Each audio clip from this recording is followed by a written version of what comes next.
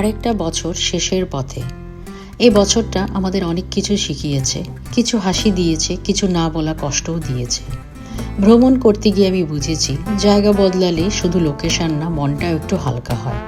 নতুন রাস্তা, নতুন আকাশ, অচেনা মানুষ, সব কিছু যেন ভেতরের ক্লান্তিটাকে আস্তে আস্তে সারিয়ে তোলে। এ বছরে যারা পাশে ছিল, বন্ধু হোক বা পরিবার, যারা চুপচাপ থেকেও আমাদের শক্তি হয়ে থেকেছে, তাদের জন্য কৃতজ্ঞ থাকা খুব জরুরি। সবাই সবসময় পারফেক্ট হয় না, তবুও ভালোবাসাটুকুই আসল।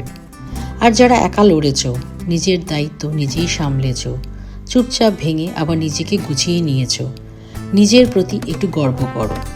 নিজের যত্ন নেওয়া কোনো স্বার্থপরতা নয়। এই বছর শেষের আগে একটা কথা মনে রেখো, যা হারিয়েছ সেটা তোমার দুর্বলতা নয়, যা পাওনি সেটাও তোমার অযোগ্যতা নয়। সব কিছুর সময় আসে। নতুন বছরে ঢোকার আগে একটু থামো, গভীর শ্বাস নাও আর নিজের মনকে বলো, আমি ধীরে হলেও ঠিক পথে আছি। আগামী বছরে হয়তো সব কিছু সহজ হবে না, কিন্তু আশা থাকবে, নতুন শুরু থাকবে, আর থাকবে নিজের উপর বিশ্বাস। আর হ্যাঁ, সুযোগ পেলে ঘুরে এসো, কারণ ভ্রমণ শুধু জায়গা বদল নয়, এটা নিজের সাথে আবার বন্ধুত্ব করার একটি উপায়।